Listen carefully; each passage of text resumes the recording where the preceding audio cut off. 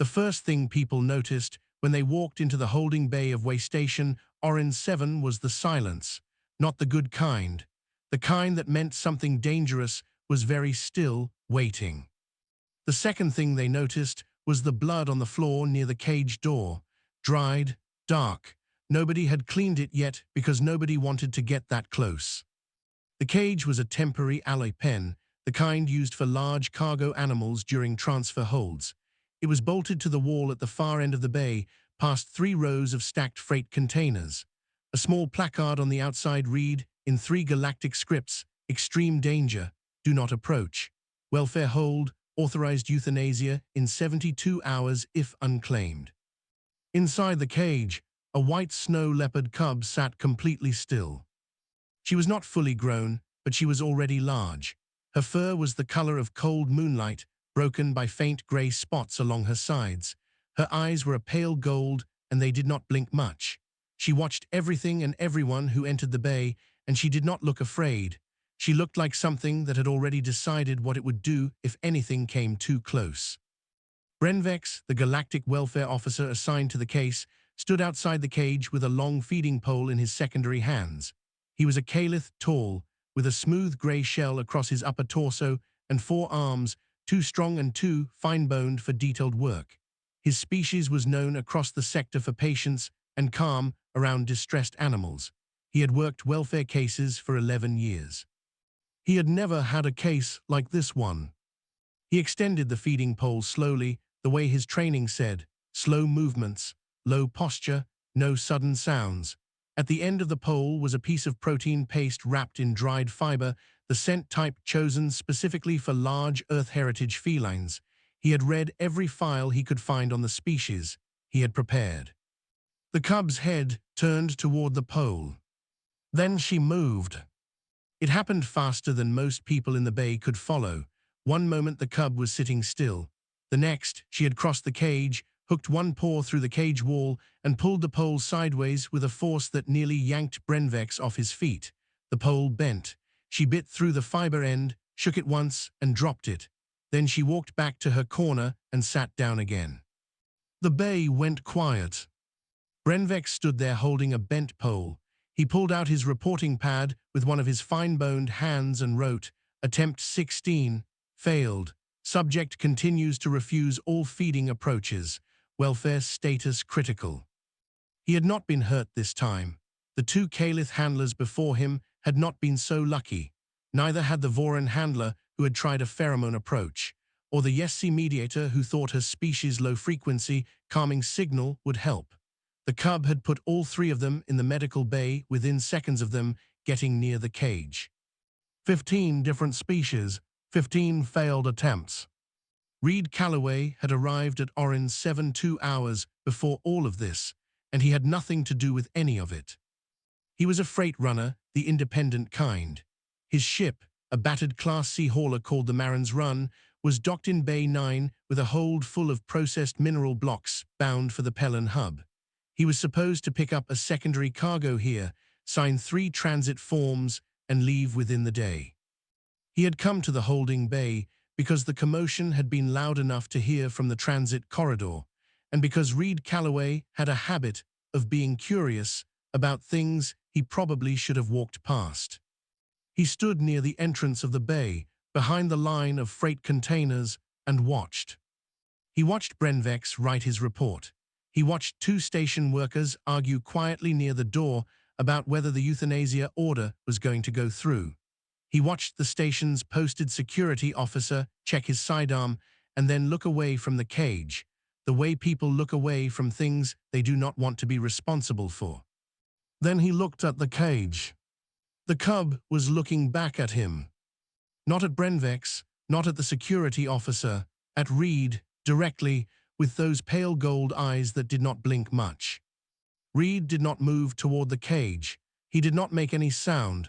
He just stood there with his hands in the pockets of his work jacket, looking back. For about a minute, nothing happened. The cub looked at him, he looked at the cub. Then one of the station workers noticed Reed standing there and walked over. She was human, mid-50s, with the kind of tired face that came from running a way station for too long. "Nothing you can do," she said. "It's a lost cause. Traffickers had her in a sealed cargo hold for 3 weeks. Whatever she was before that, she isn't that anymore." "What happened to the others in the shipment?" Reed asked. The woman was quiet for a moment. She was the only one still alive when the intercept crew opened the hold. Reed looked at the cage again. The cub had not looked away. 72 hours, the woman said, unless someone files a custody claim, and nobody's going to file a custody claim on something that's already put 3 handlers in medical. She walked away. Reed stayed where he was for another few minutes. Then he left. He had a cargo form to sign. He came back that evening. The bay was quieter at this hour. The overhead lights had shifted to the dimmer night cycle setting. Brenvex was gone. The security officer had been replaced by an automated monitor that beeped softly every few minutes. Reed sat down on a crate near the entrance, about 12 meters from the cage. He pulled a ration pack from his jacket pocket, opened it, and started eating. It was dry-pressed grain and something that was supposed to taste like vegetables. It did not do a very good job of that, but he ate it anyway, slowly, the way you eat when you are not in a hurry and there is nowhere else you need to be. The cub watched him the entire time. Reed finished eating. He folded up the empty packet and put it in his pocket. He sat there another few minutes, doing nothing. Then he stood up and walked back out of the bay without looking at the cage. He did not say anything. He did not go near the cage. He did not try to feed the cub or calm her or communicate with her in any way. He just sat nearby, ate a meal, and left. The automated monitor beeped. The cub sat in the corner of her cage, still watching the door where Reed had gone out. Her tail moved just slightly. It had been rigid all day. Now it moved once slowly, like something settling. Then she lay down. It was the first time in 3 days she had lain down. 18 hours left on the clock, and Brenvex had a stack of failed reports thick enough to use as a doorstop. He was sitting at the small desk he had borrowed near the holding bay entrance, working through attempt documentation with all 4 hands, 2 signing, 1 holding the tablet, 1 pressing his tea container. He was a methodical creature. The forms would be completed correctly even if the outcome was going to be bad. That was how you kept your record clean. Reed Calloway walked in at a little past the 7th hour of the station's morning cycle, carrying nothing except the same work jacket from the night before. Brenvex looked up. "You are the human who was sitting near the cage last night," he said. It was not a question. "Probably," Reed said. "I need to inform you that the holding zone is restricted to welfare personnel and authorized station staff." Brenvex set down his signing pen. "Unless you have a registered reason to be here, I will need to ask you to leave." Reed looked past him toward the bay. From where they stood, the cage was not visible around the corner of the freight containers, but you could feel the quiet of it, the particular kind of silence that a large predator makes when it is paying attention. "I wanted to ask you something," Reed said. Brenvex waited. "In all 16 attempts," Reed said, "did anyone just sit near it, without trying to feed it or calm it or do anything to it?" Brenvex opened his mouth, then closed it. He looked down at his reports. He checked 3 of them carefully, reading the methodology sections. He looked back up at Reed. "No," he said, "all approaches followed the standard welfare engagement protocol. Active intervention, offered feeding, calming stimulus, communication attempt." He paused. "Sitting near the subject without engagement is not a recognized welfare approach." "Right," Reed said. He walked into the bay. Brenvex watched him go, then he picked up his pen and made a small note in the margin of the current report. The note said, "Human, no protocol, observe." That was how Brenvex was. He wrote things down. Reed sat on the same crate as the night before, same distance, 12 meters from the cage. He had his ration pack again. He seemed to eat the same thing every meal, which Brenvex found mildly interesting from a nutrition standpoint, and he opened it and started eating. The cub appeared around the edge of the cage interior slowly. She had been at the back. She came forward and sat near the cage door, which was the closest point to Reed, and looked at him. She did not growl, she did not lunge, she just sat and looked. Brenvex had his tablet out. He was taking careful notes. After about 20 minutes, Reed finished eating. He put the packet away. Then he pulled out a technical transit manual from his jacket pocket, an actual paper booklet, which Brenvex had not seen in years, and began reading it. Out loud. Not loudly, just quietly, in the way people sometimes do when they are reading alone. Fuel vent clearance tolerance on Class C haulers is rated to 14 bar pressure differential, Reed read, with a secondary bypass recommended at intervals no greater than 60 standard hours of continuous operation. Brenvex wrote in his notes, human reading technical text aloud, volume low, no direct address to subject, no eye contact maintained. He looked up from his tablet. The cub had lain down. Brenvex stared. He checked the time. He looked at the cage again. She was lying down, chin on her front paws, watching Reed from that position, not sleeping, just lying down. Her tail moved in a slow arc behind her. Brenvex wrote slowly, subject demonstrates reduced physical tension in response to proximity of non-engaging human presence. Note for file. He did not know what to do with that note yet. He wrote it anyway. An alien worker passed through the bay mid-morning, a large Voran dockhand who had been there during one of the early failed attempts. He saw Reed sitting on the crate near the cage and stopped. "You are going to lose a hand," the Voran said.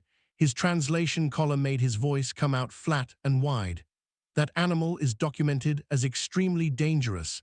It is not safe to be this close." "It hasn't come through the cage yet," Reed said, not looking up from his manual. "That is not reassuring." "I know," Reed said, "but it's true." The Voran looked at the cage. The cub looked at the Voran. She did not growl, but her ears went flat against her skull and her tail stopped moving. The Voran took 2 steps back without quite meaning to.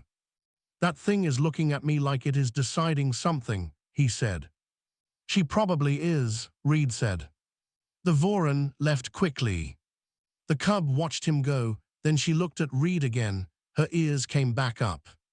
At the midday mark, Reed pushed a piece of dried meat through the cage gap along the floor, not with a pole, not with any kind of tool. He just leaned over, placed it on the floor, slid it through the gap with one finger, and sat back down. Then he went back to reading his manual. The meat sat on the cage floor for almost 2 hours. Brenvex documented it. 11:40 Reed places food item directly at cage barrier. No tool, no vocalization. Returns to prior position. At 13:22, Brenvex looked up from his forms. The meat was gone. Reed was still reading. He had not looked at the cage. Brenvex wrote, 13:22, subject has consumed food item. Method of consumption not directly observed. Human showed no response. He sat with his pen above the page for a moment. Then he wrote one more line. This approach does not exist in any welfare manual I have read. At the end of the day, Reed stood up, put his manual away, and walked to the station office. Brenvex followed him, curious now in the way that careful, methodical creatures get curious when something breaks their model of how things work. At the front desk, Reed asked for a temporary custody claim form. The clerk, a young station assistant, pulled it up on the display. This requires proof of adequate housing for the species type, documented handling experience, and a security deposit equal to the animal's assessed value. What's the assessed value on a white snow leopard? Reed asked. The clerk checked. Her eyebrows went up. She turned the screen around so Reed could see the number. Reed looked at it for a moment. I'll put down what I have. You can note the difference as outstanding. Your housing documentation, the clerk asked. Cargo Bay 9, Reed said. Class C hauler Marin's Run, currently docked. The clerk looked at him. Sir, that is a freight vessel. It is, Reed agreed. Experience with this species. Reed was quiet for a second, then he said, none working on it. The clerk looked at Brenvex. Brenvex had his tablet out and was writing. He did not look up. The clerk looked back at Reed. She had 18 hours left on the euthanasia order and no other claims filed, and a cage full of an animal that had already hurt 3 trained professionals, and a human standing in front of her with empty hands and a half-paid security deposit and no experience whatsoever. She processed the form. Reed signed it. He was given 30 days provisional custody, with a welfare monitoring implant to be placed on the cub during the single sedated health check she was scheduled for before transfer. Reed took his copy of the form, folded it, and put it in his jacket pocket. Brenvex walked with him as far as the corridor. "I must ask," Brenvex said, "what is your plan?" Reed thought about it for a moment, not a long moment, just long enough to be honest. "I don't have one," he said. "I'm going to figure it out." Brenvex wrote that down too. He was not sure if it was the most foolish thing he had ever documented or the most honest. By the time he finished the sentence in his notes, he had decided it was probably both. The wood arrived at Bay 9 on a pallet from Reed's own cargo hold. It was real wood, old-growth pine boards from a colony world, bound for a furniture maker on the Pelen Hub. Reed had bought them as part of a small private goods contract 2 months ago. They were worth more than the security deposit he had just filed for the cub, which made the math uncomfortable, but he did not think about that for very long. He unloaded 6 boards himself, which took most of the morning. There was a Calith dock worker watching him from a safe distance. Not Brenvex, a different one, younger, who worked the daytime cargo shift. He watched Reed pull the boards down one by one, watched him measure them against each other with a tape line, watched him start cutting and fitting in the empty space between his docked ship and the wall of the bay. "What are you building?" the Calith worker asked. "A crate," Reed said. "For what?"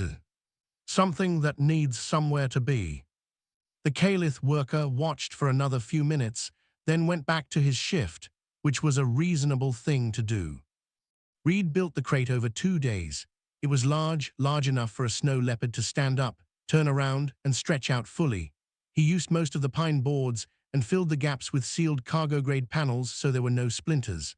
The inside he lined with synthetic fur material that he ordered from the station's supply depot, the kind used for cold storage animal transport. It was soft and thick and had a faint neutral scent. He installed a small filtered air vent in one end, routed off the Marin's Run's climate system, so the air inside would be a little cooler and cleaner than the bay around it. He did not put a lock on the door. Brenvex came by on the second day to inspect. He walked around the crate, bent down and looked inside, tapped the walls to check the joints. "This is solid work," he said, which seemed to surprise him slightly. "I do cargo," Reed said. "Cargo needs to be built right or things break." Brenvex stood looking at the open door for a moment. "You did not put a lock on it?" "No. She could leave the crate at any time. She would then be loose in your cargo bay." "Yes," Reed said. Brenvex was quiet. He wrote something on his tablet.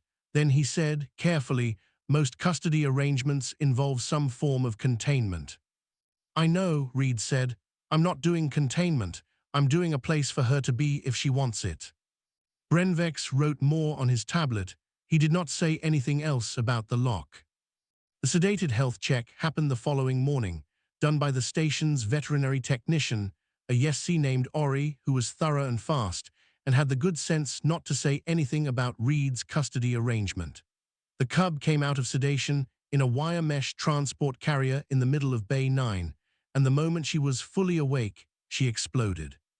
The carrier door had been opened for a soft release. She hit it from the inside with both front paws, and the door swung wide, and she was out and up in less than 2 seconds. She cleared the top of a stacked freight container in one leap, landed on a pipe rack above it, and disappeared into the upper rigging of the bay, the tangle of support struts and conduit lines that ran along the ceiling 20 feet up. 3 station security officers appeared from the door with stun poles. Don't, Reed said. One of the officers looked at him. Sir, a large predator is loose in a working cargo bay. She's not attacking anything. She's finding high ground. She needs to settle. Our protocol requires. Your protocol is going to get someone hurt, Reed said.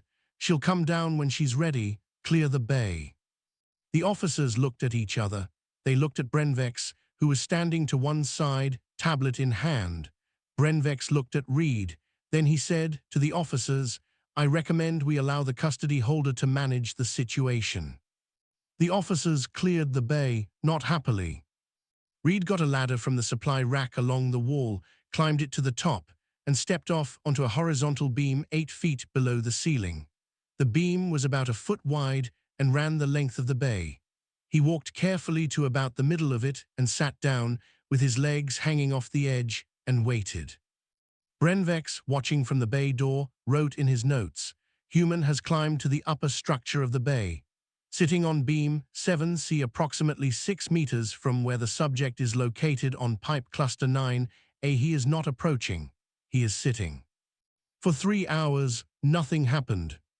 Reed sat on the beam. The cub sat on the pipe cluster. The bay was empty and quiet. The lights hummed. The automated dock systems beeped outside the closed doors. At the end of the 3rd hour, the cub moved. She went from the pipe cluster to a lower strut, then down another conduit, then onto the top of the freight container she had originally jumped on, then off the container to the floor. She stood on the floor of the bay and looked around. She looked at the crate. She looked at the ship. She looked at the ladder Reed had left against the wall. Reed climbed down from the beam. He came down slowly, facing the ladder, and when he stepped off the bottom onto the floor, he did not turn around immediately. He just stood at the base of the ladder for a moment, then turned around normally and walked toward the ship. He had to pass within 5 meters of the cub to do it. His heart was going considerably faster than his face showed. He had done his reading. He knew that snow leopards had been known to bring down animals 3 times their size. He was aware, in a very specific way, that a juvenile snow leopard was still a large and dangerous animal with teeth and claws designed for exactly the kind of work that ended prey animals quickly. He walked past her. He did not look directly at her. He did not hurry. She watched him walk past. She did not move. Reed went into the ship, got a ration pack, and came back out. He sat on a crate near the ship ramp. He ate his food. The cub stood in the bay for another few minutes, moving slowly, investigating things with her nose, the crate, the edge of the ship ramp, the synthetic material inside the crate. At some point, she went inside the crate. Reed did not look over. He finished eating. An hour later, when the automatic night lighting shifted the bay to its dimmer setting, Reed checked on the crate from the door of his ship. She was asleep inside it. The crate door was still open. She had not been locked in. She had walked in and gone to sleep of her own choosing. Reed went inside the ship and sat down in the cockpit for a while, doing nothing in particular. Outside, through the bay's single porthole, he could see the faint, star-scattered dark of the space beyond the station. He had signed a 30-day provisional custody form. He had a cub he had never touched sleeping in a wooden box in his cargo bay, and no plan past the next morning, and a delivery run to Pelen Hub that started in 4 days. He was not sure if what he felt was concern or something else entirely. He thought about the way she had sat near the cage door when he read his manual, the way her ears had come up again after the Voran left. He went to his bunk. The next morning, Brenvex arrived for inspection and found the cub sitting on top of the closed crate in the early light of the bay, watching the main door with her pale gold eyes.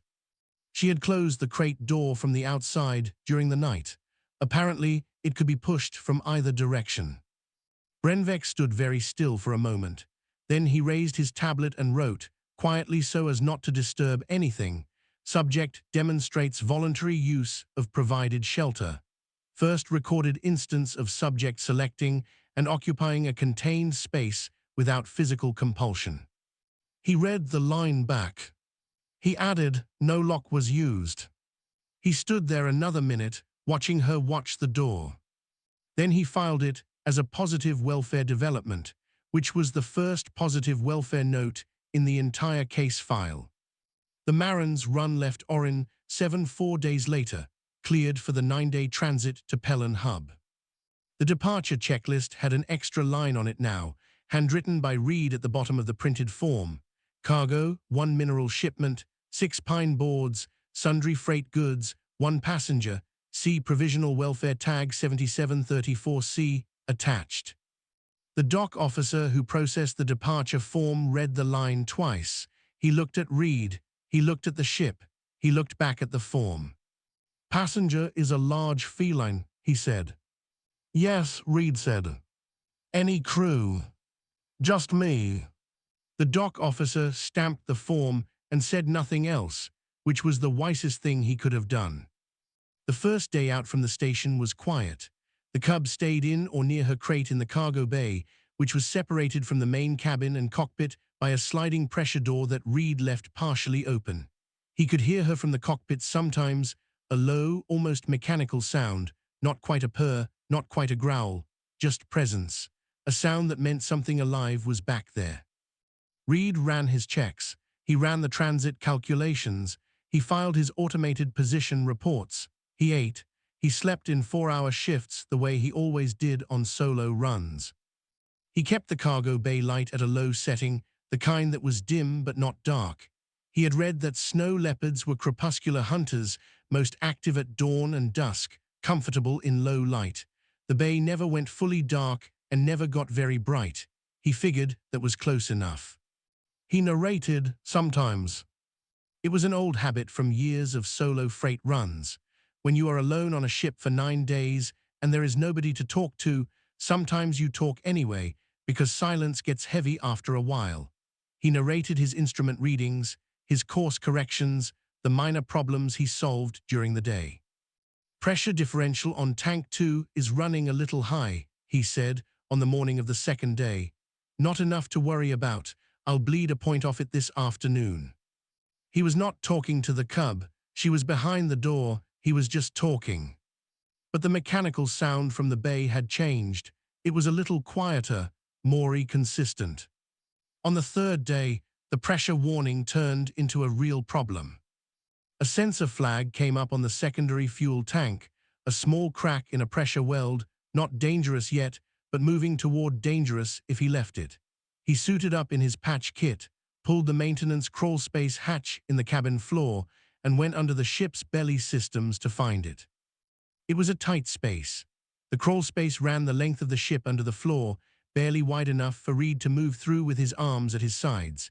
He found the weld, patched it with the carbon sealant, and spent the next 4 hours slowly working his way back and forth along the pipe runs, making sure nothing else was showing stress.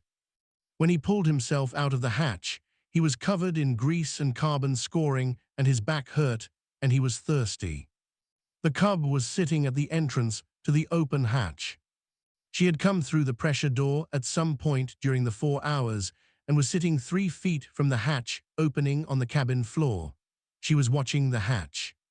Reed came up out of the hatch on his hands and knees, looked up, and went still. They were very close, maybe 1.5 meters. Her face was level with his because he was still low to the floor. Her eyes were pale gold and completely calm, and they were looking directly at him. His hands, braced on the floor, were very aware of how close they were to her front paws. He very carefully sat back on his heels. He did not look away from her. He did not make any sudden movement. The Cub looked at him. She looked at the hatch. She looked at the carbon scoring on his jacket. She leaned forward slightly and sniffed the air between them. Reed did not breathe. She sat back. Her ears were forward. Her tail moved once, a slow arc behind her. Then she stood up, turned around, and walked back through the pressure door into the cargo bay. Reed sat on the cabin floor for another moment. He breathed. He looked at the hatch, then at the door she had gone through. He had read that snow leopards in the old field records, the ones from when Earth still had wild places, would sometimes follow prey animals for hours before deciding not to hunt. Researchers had never fully understood why. The behavior looked like curiosity. It also looked like something else, like the animal was running a calculation too complex to explain to observers. He did not know what she had been calculating. He knew she had come to the hatch, which she had not done before, and that she had come back when he emerged from it, and that she had left without doing anything. He decided to count that as a good outcome. On day 6, he got something caught in his throat. It was a piece of pressed grain from his ration pack, dry and crumbly. It went the wrong way. He started coughing, and the piece did not come loose, and the coughing turned into something harder, a real blockage, the kind that makes the edges of your vision go thin. He hit himself on the chest with one fist, twice, and bent forward over the cockpit seat. And on the third time the piece came free, and he coughed it out and sat down on the floor with his back against the seat, shaking slightly and breathing in long, slow pulls. He had been alone when it happened, which meant there was nobody to help, which meant he had handled it himself, which was how everything went on solo runs. This was not unusual, it was not dramatic, it was just a thing that happened and then was over. When he looked up, the cub was sitting in the doorway of the cockpit. She had come through the pressure door again. She was sitting about 2 feet into the cockpit, which was barely large enough for her, and she was looking at him. She did not come closer. She did not make any sound. She sat and looked, and after a moment she lay down with her chin on her paws in the narrow space of the doorway, and she stayed there. Reed sat on the floor and got his breath back. He was not sure what she had heard. She had hearing that was far better than his, and she had been in the cargo bay when it happened. He did not know if she had understood what she heard, or if she had come to the cockpit for some other reason and found him there. He did not know what snow leopards thought about, or if what they felt could be called anything close to concern. He sat there for another few minutes, and she lay in the doorway, and neither of them moved. Eventually she got up and went back to the cargo bay, and Reed got up off the floor and ran a course check, and ate the rest of his ration pack more carefully. On the 7th day he stopped narrating. He had not decided to stop. He just noticed, around midday, that he had been quiet for a long time, and it did not feel heavy the way silence usually did on solo runs. He was not sure what had changed. He ran his checks. He looked out at the stars. He listened to the low mechanical sound from the cargo bay. On the 8th day he woke up, and she was sleeping beside his bunk. Not on the bunk. On the floor, 3 feet away on her side, with one large paw extended. She was asleep. Her breathing was slow and even. He looked at her for a moment. Then he lay back down and went back to sleep. He did not make it into a thing, because it was not a thing that needed to be made into anything. It was just where she had decided to sleep, and that was enough. On the approach to Pelen Hub, the docking comms crackled. Marin's Run, state your crew count for port entry. Reed looked at the comms panel. He looked back over his shoulder. She was in the co-pilot doorway, sitting, watching the viewport. The stars were closer here, denser, the hub system full of traffic and light. 1 human, Reed said, and a passenger. A long pause from the comms. Manifest shows live animal, solo handler, the docking officer said. That's right, Reed said. She's not very sociable. Can you clear Bay 4 if it's available? Quiet approach if possible. Another pause, then, Bay 4 is clear. Quiet approach approved. Welcome to Pelen Hub Marin's Run. Reed set the approach vector. Behind him, the cub watched the stars shift as the ship turned toward the hub. She did not move from the doorway for the entire approach. Neither of them said anything. There was nothing that needed saying. Pelen Hub was not Orange 7. Where Orange 7 was a tired way station at the edge of traffic lanes, Pelen was a full commercial port, wide corridors, dozens of species moving through every hour, freight terminals that ran on all cycles with no rest period. There were 12 docking bays for large haulers, a medical complex, a galactic commerce office, 3 separate welfare and customs processing centers, and a food district that smelled of 40 different cooking methods at once. Word traveled faster here. Reed had been docked for less than a day when a message came through his ship's comms from someone named Auralyn, listed as Senior Xenobehavioral Researcher at the Pelen Institute of Interspecies Studies. The message was formal but brief. She had heard about the case from Brenvex's preliminary welfare notes, which had been filed with the Regional Welfare Authority as a matter of record. She would be grateful for the opportunity to observe. If Reed was willing, she would not interfere. She only wanted to watch. Reed thought about it for about the length of time it took him to finish his tea. He sent back a single line, Bay 4, tomorrow early hour. Oralyn was a Caliph, like Brenvex, but she moved differently from the welfare officers Reed had seen before. She was quieter. She had the careful stillness of someone who had spent years in observation roles, learning to take up as little space as possible so that what she was watching would behave naturally. She brought a small recording pad, a stool that folded up under her arm, and nothing else. She set the stool up near the bay entrance and sat down and watched. Reed went about his morning the way he always did. He ran his maintenance checks on the ship. He ate his ration pack. He had a pipe fitting on the port side thruster housing that needed tightening, and he worked on that for a while, lying on the deck with a wrench. The Cub came out of the cargo bay after the first hour and moved around the dock bay in her slow, deliberate way, investigating the edges of things, the corners, the equipment stored along the walls. She went back to her crate for a while. She came back out and sat in a patch of the bay's warm overhead light and cleaned her face with one paw. Oralyn watched all of this without moving or making a sound. After 2 hours, she said, "May I ask you some questions now?" "Sure," Reed said. He was sitting on the deck eating, ration pack in hand. Oralyn looked at her recording pad, then looked up. You never tried to make her feel safe. It came out like a question, even though it wasn't phrased as one. "No," Reed said. Every approach in the welfare files was designed to reduce the subject's anxiety, Oralyn said. Calming pheromones, resonance signals, gentle approaches with food, reducing perceived threat. Every method was aimed at changing what the subject was feeling. "I know," Reed said. "But you didn't try to change what she was feeling." "No." Oralyn was quiet for a moment. She looked at the Cub, who was now lying in the patch of light with her eyes half closed. Then she looked back at Reed. "You just existed near her," Oralyn said. "Yeah," Reed said. Oralyn wrote something on her pad. She wrote for a long time. Reed finished his food. "May I ask why?" she said eventually. Reed thought about it, not because it was a hard question, but because he wanted to give an honest answer rather than a quick one. She'd already had a lot of things done to her, he said. Things done at her, things done for her, things done to help her. None of it helped because she didn't trust any of it. You can't trust someone who wants something from you. He looked at the Cub. So I didn't want anything from her, I was just there.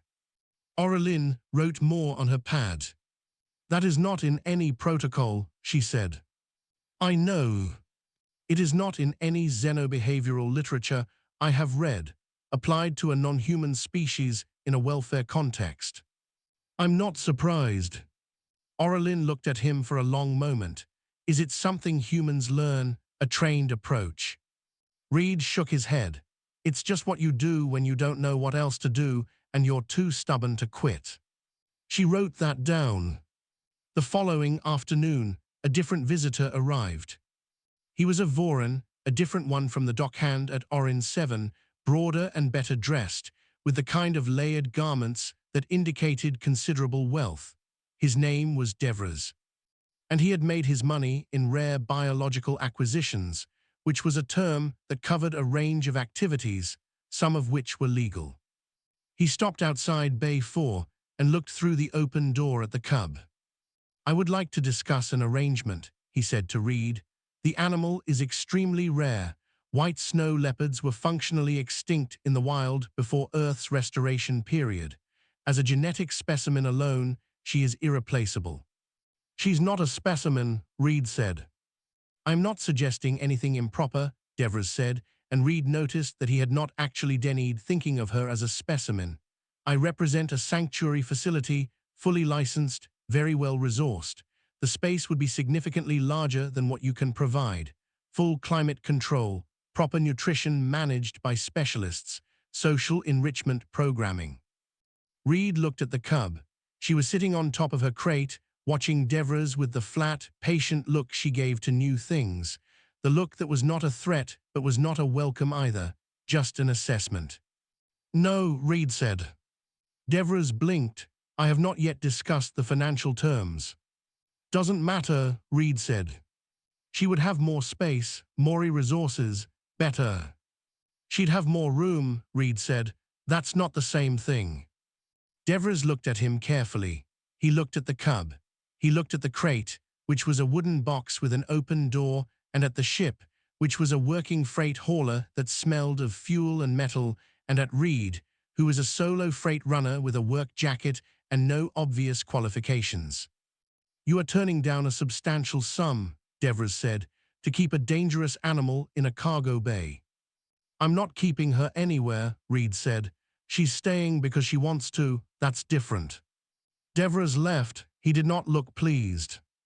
Oralyn, who had been present for the conversation and had written 3 full pages of notes during it, waited until he was gone and then said, "That distinction you just made, that she is staying rather than being kept, do you believe that is genuinely true, that she has a choice?" Reed looked at the cub. She had watched Devers go, and now she was cleaning her paw again, relaxed in the way she only was when nothing was demanding anything from her. "I think she does," he said. "The door's always been open." Oralyn nodded very slowly. She wrote, "Subject demonstrates voluntary residency.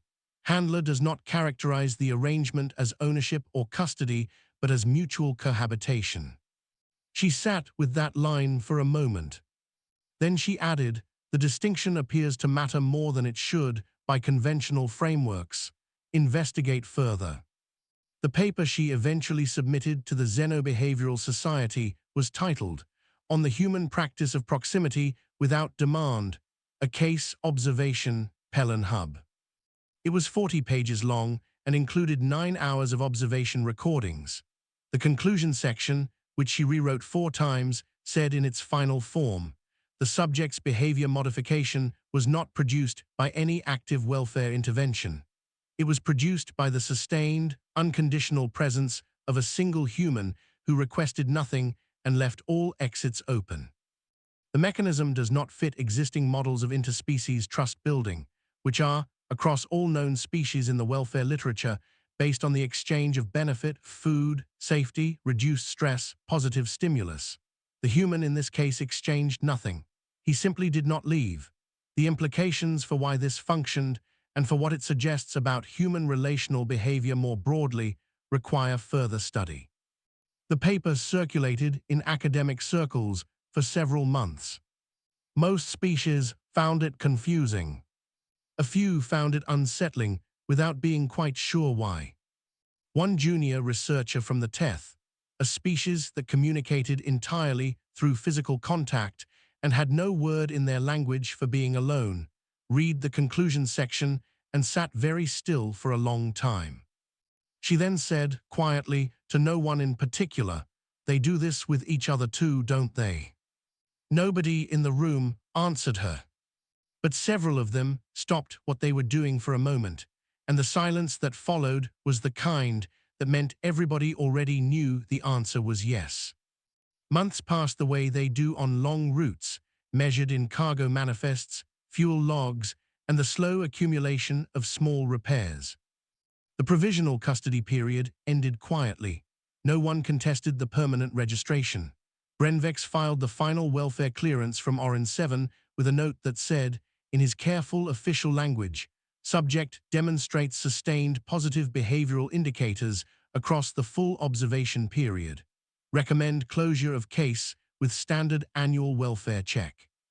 He filed it on a Tuesday and went home and had his tea and thought about the case sometimes, in the way you think about things that changed how you understood something. Snow had grown.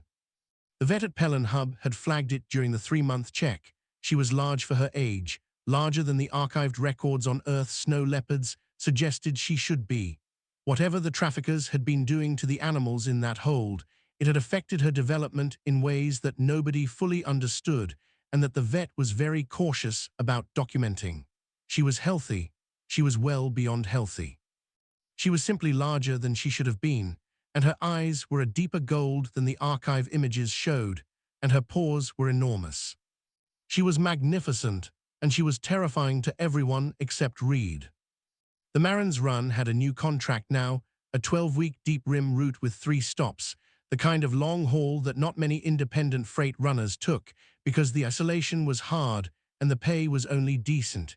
Reed had taken it because the route was quiet, few stations, long stretches of open space. The co-pilot seat had not been designed for a snow leopard. This was apparent from the way she sat in it. She was too large. Her back half hung off the edge and her front paws took up the armrest and half the control console. She had learned very early that she could not step on the actual controls. The first time she had, the ship had briefly tried to rotate on its lateral axis, which had startled both of them. So she kept to the seat cushion and the armrest and occasionally leaned her head against the viewport in a way that left a faint smudge on the inside of the glass. Reed had stopped cleaning the smudge. The first stop on the deep rim route was a fuel depot called Coral Drift, which was the kind of station that existed in the places where the larger shipping lanes did not go. Small, utilitarian, staffed by a rotating skeleton crew that changed every 6 months. The kind of place where people kept to themselves and did not ask questions. Reed docked the Marin's Run, told Snow to stay in the cargo bay, a request she acknowledged by looking at him steadily and then going to her crate and lying down, which he had learned to read as yes, fine, and went to the fueling office to sort out the transfer cost. He was gone about 40 minutes. When he came back down the dock toward the ship, a maintenance worker from another vessel was walking across the bay, reading something on a handheld screen, not watching where he was going. He turned at the Marin's Run ramp, walked up it, and walked into the cargo bay. The sound that came out of the cargo bay next was not something that could be described well in words. It was the sound of a very large and very unhappy apex predator expressing an opinion. Then there was a different sound, which was the sound of a grown man leaving a cargo bay considerably faster than he had entered it. He came down the ramp backward, moving at a pace that suggested he had found significant motivation in the previous 3 seconds. He reached the dock floor, turned around, and pressed himself against the wall of the adjacent bay with both hands flat on the metal, breathing in sharp gasps. Reed arrived at a normal walking pace. The man stared at him. There is something in that ship." "I know," Reed said. "It is very large, and it looked at me, and it did not move, and that was worse than if it had moved." "Yeah," Reed said. He looked at the ramp. Snow had appeared at the top of it. She sat at the top of the cargo ramp and looked down at the man against the wall with an expression that could not be called friendly and also could not be called threatening because she was not doing anything at all. She was simply present, which turned out to be enough. "Is that a snow leopard?" the man said. It came out very flat, the way sentences do when someone is trying very hard to stay calm. "Yes," Reed said. "Those are extinct." "Mostly," Reed said. He walked up the ramp past Snow, who glanced at him without moving and went into the ship. Snow looked at the man against the wall for another moment, then turned around and followed Reed inside. The man stayed against the wall for another few minutes before his legs agreed to work again. Reed looked at Snow when they were inside. She had already gone back to her crate and was in the process of settling down, tucking her front paws under her chest. "Good call," he said. She licked her paw once and closed her eyes. The route continued. 3 stops, 12 weeks, back out along the deep rim where the traffic was thin and the stars were different from the ones near the hub. Reed ran his checks, logged his hours, filed his position reports. Snow ate twice a day from the sealed food units he had stocked at Pelen Hub, managed by Ori the vet, who sent the specifications to Reed's supply account each month with brief professional notes about her nutrition. Snow also ate whatever Reed's ration packs left unfinished, which was less than it sounded like because Reed ate most of what he opened. She had a spot for everything now. The crate for sleeping most nights, the co-pilot seat for watching the stars when the ship was in transit, the floor beside the bunk when she did not want the crate, the maintenance hatch area whenever Reed went under the ship, which she had continued to treat as a position worth watching from. Reed had a spot for everything too, in the way that people who live alone on small ships learn to be precise about where things go because there is not much room for disorder. The only thing that had changed was that some of his spots had shifted slightly to accommodate hers. His bunk was against the left wall now instead of the right, because the right side of the floor was where she slept when she chose the floor. His jacket always hung on the port hook instead of the starboard one, because the starboard hook was next to the cargo bay door, and she liked to sit near the door sometimes. Small adjustments, the kind that happen without discussion. On the second-to-last leg of the route, 8 weeks in, Reed was running nav calculations in the cockpit when she climbed onto the floor behind his seat, turned twice in the small space, and settled. He could feel the warmth of her through the back of the seat. He reached down without looking, the way you reach for something you know the location of, and put his hand on her back for one moment. She did not flinch, she did not move at all. He went back to his calculations. Nothing was said about it afterward, which was the right way to handle it. The comms crackled 3 days from the end of the route. A call from RN7, Station Master Duval, the tired-faced woman who had told Reed it was a lost cause on the first day. "Calloway," she said. Her voice had the particular quality of someone who was going to try to sound like they were just checking in, but actually wanted to know something specific. "I got the final welfare closure on my desk. Thought I'd see how things are." "Things are fine," Reed said. "And the animals?" Reed looked back over his shoulder. Snow was in her spot behind the seat, asleep, one enormous paw hanging off the edge of a cargo crate she had pulled close to lean against. The crate was the same model as the first one he had built for her at Orin 7, replaced once when the original had started to show wear. The new one had the same dimensions, the same synthetic lining, the same open door. "She's fine," Reed said. Duval waited, like she expected more. "She picked her spot," Reed said. "She stays in it." Duval was quiet for a moment. "You know, I've been in interspecies transit work for 22 years. Animals that go through trafficking holds, even the ones that survive, they almost never fully settle. There's always something left over from it. They carry it." "I know," Reed said. "So how?" Duval said, not a full question, just the beginning of one. Reed thought about that. Outside the viewport, the stars were holding still the way they do when you are moving so steadily that nothing seems to be moving at all. "She didn't choose the crate," Reed said. Duval was quiet. She waited to see if there was more. There was not more. That was the whole thing. A long pause, then, "Yeah," Duval said. "Safe travels, Calloway." The comms closed. Behind Reed's seat, Snow breathed in the slow, even rhythm of deep sleep, one paw extended. The crate door opened beside her, the ship moving steady through the dark, no urgency, no particular destination except the next one, and then the one after that. Reed set the autopilot. He leaned back in his seat and looked at the stars. He did not think of anything specifically. That is what it is like when things are settled. There is nothing that needs thinking about. There is just the present, which is enough. The Marin's Run moved through the dark at a steady pace. 2 occupants, neither of them alone. That was the whole story. That was all of it.